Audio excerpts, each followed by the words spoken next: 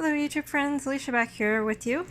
Today I'm just going to show you how I organize some of my smaller ephemera pieces for journals and cards and mixed media and whatever you can think of. These, I have 3 of them on the floor here, are all different kinds of jewelry organizers that I have picked up at the thrift store.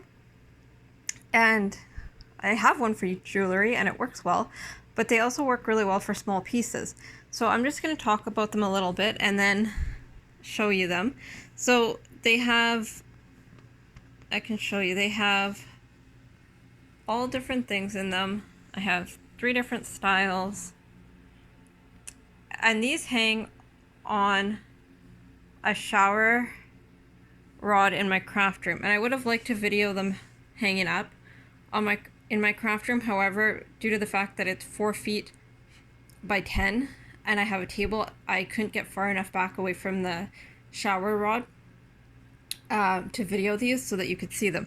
So basically what I do is I go through these quite often and I try and keep them organized. I know it's not going to look organized to you guys because I'm sure you don't know how I organize things, but so like the top of this one has like digitals and printouts and things like that, and different tags, and then these are a pack of butterflies, vellum pieces.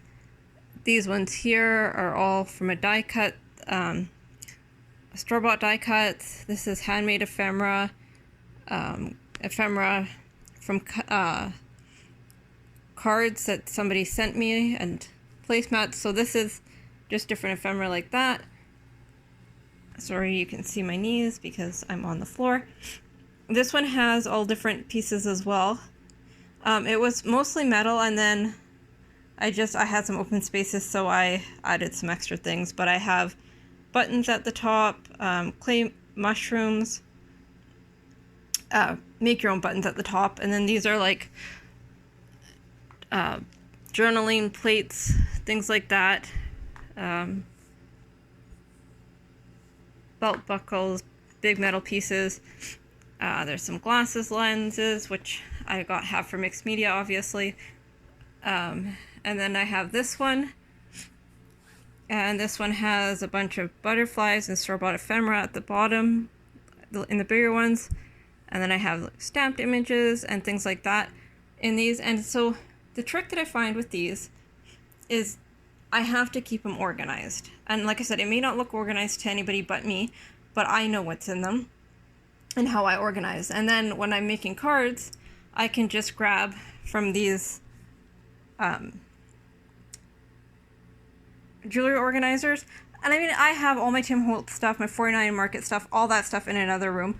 But this is just, you know, quick stuff, easy stuff to grab if I need something for a journal page or, like I said, a card.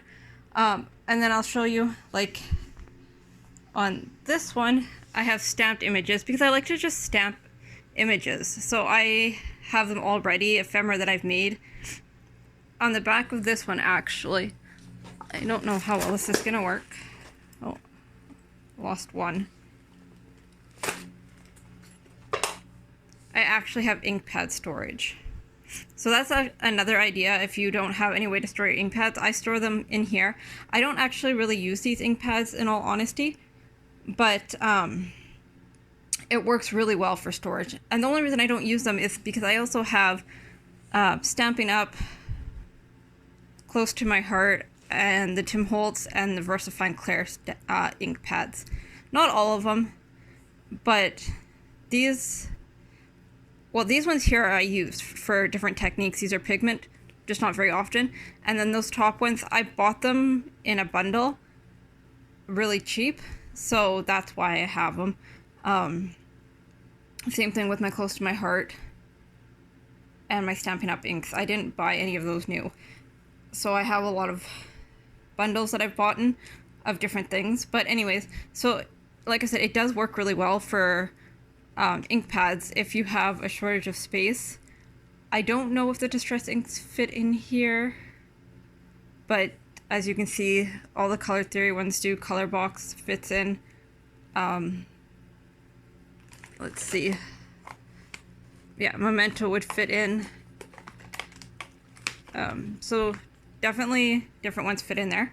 But yeah, I figured I'd just show you guys that if you guys have more wall space than you have like actual storage, these work really well. Because like I said, you can put up a shower rod, which is what I did. I don't know how much those are. There was a spare one here. Not a shower rod, sorry, I'm saying that wrong. A closet rod for clothes. There was a spare one here when I moved in. And so a couple years ago, I just mounted it on, into 2 studs, you know, on the wall. And I put all kinds of things on there. And it's very nice because I can just reach behind me at any given time. And, you know, like I said, I go through these quite often. The other thing is, if I find that I've had something in here for a really long time and I just don't want it, you know, like there's certain things I look at, I'm like, I don't even want to use these. I don't like them. I can get rid of them. And I did. I got rid of a bunch of stuff out of here, which is why some of them have empty pockets, which, like, that one has 1 and 2 pretty much empty, is because recently I went through and I used up some stuff and moved some stuff, and then of course just got rid of some stuff, allowing me to have different things at my fingertips when I am creating. And like I said, it's very nice. I need to go through again, and I think later today I might do that and use up some of the stuff I'm going to create for a little bit later on, and decide what I really want and what I really don't want, so that I can keep things fresh in here. I also have a binder organization tip for you guys that I will be videoing with the same kind of thing. If you have more say shelf space and wall space, that works really well. I just thought I'd show you this, and like I said, especially for like the ink pads and metals and things like that that are bulky to store, this works really well. And I think I might even go through and try using some of those inks today and seeing how they work, because I really don't know. I've had them for a long time and I keep them stored, you know, they're not in the way, but I don't use them. Anyways, let me know what you think of this idea, and I'll talk to you all soon.